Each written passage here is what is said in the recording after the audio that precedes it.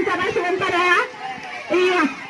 Gimana Ibu dengan market day 11? Iya.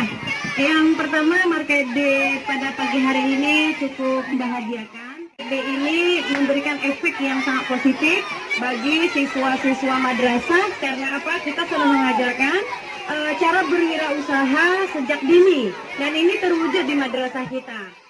Dan cara penataan barang-barang, cara mereka bagaimana melayani pembeli sudah sangat luar biasa dan itu cerminan anak-anak yang berkarakter dan mereka diajarkan bagaimana jual beli secara syariah. Iya, banyak mantap.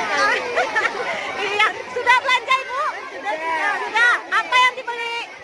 Gelas. Oh ya. Iya. Harganya terjangkau Bu ya? Iya. Meriah.